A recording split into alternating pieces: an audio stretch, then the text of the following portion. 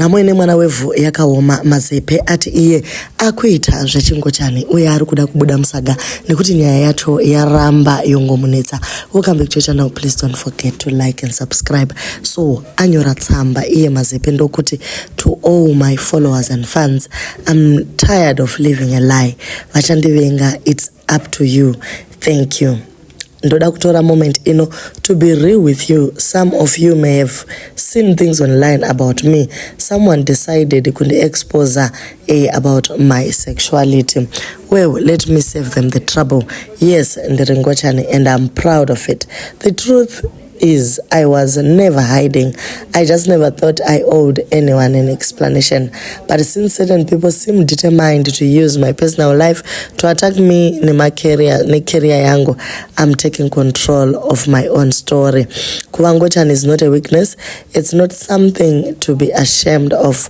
It's just part of who I am. Like my sense of humor, my talents, and my ability to make people laugh even on their worst days. If someone thinks they can use this to bring me down, they clearly don't know who they are dealing with. To those who support me, thank you. You are the reason I do what I do. To those who don't, well, comedy isn't for everyone. Now let's get back to the jokes, because life is too short to be anything but authentic and hilarious. Much love, Mazepe Chishambwe, aka Osmani Muchkanembwa. Ndo mashoko Mazepe Chishambwe zvakatombo buda kumasure uko vanhu vakati iskiti nekuti maivhukuru vairatidza kunge varimo munyaya yacho. Later on vakazozvitaura vakati guys, harisi skiti, Mazepe munhu anodanana nevamwe varume. Manetizens ask kubvumirana naMazepe kuti kumasure uko pakamboitwa maskitsi. Yes, chero makazvitaura kuti ndo zviri kuitika, but chatiri kuona ndechekuti dzimwe nguva munhu anotsvaga relevance nezvinhu zvakadai, nekuti anoziva kuti no time anenge akutorira. Mazepe munhu anongoita zvemamakeup izvi netumwe tumaskiti achinda akadaro. Kana uchida kutsvaka zvinhu zvokuti utrende, unongotsvaka zvinhu zvaunoziva kuti zvine controversy wobva waposha. Vamwe ndo vari kuti since Ketina akashandisa that way yekuti munhu anoita zvoungochani kuZimbabwe vanhu vanenge vasingagoni kumutolerate, there's intolerance, ndo kuti agone kuwana mapepa nekukurumidza. So kuri kunzi vanocheka zvakare masocial media platforms ako kuti vazive kuti ichokwadi here.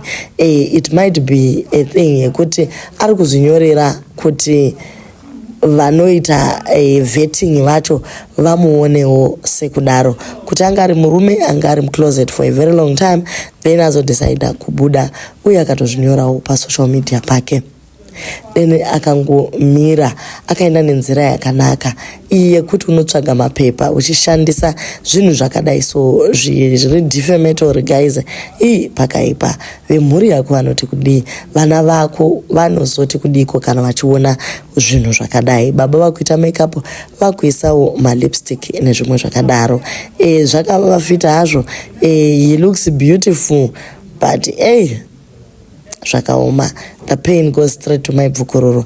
Apa vanenge vakatombonzi nemasavira ingochani munhu uyu iwe wotoita nharo, then pana machata wozotanga kuona kuti ndisisibhudhika ava.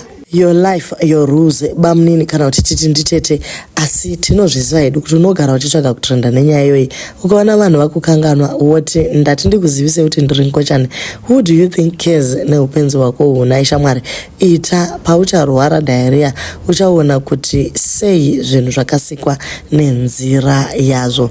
Coming out is never easy, but you've shown so much bravery and resilience in being true to yourself.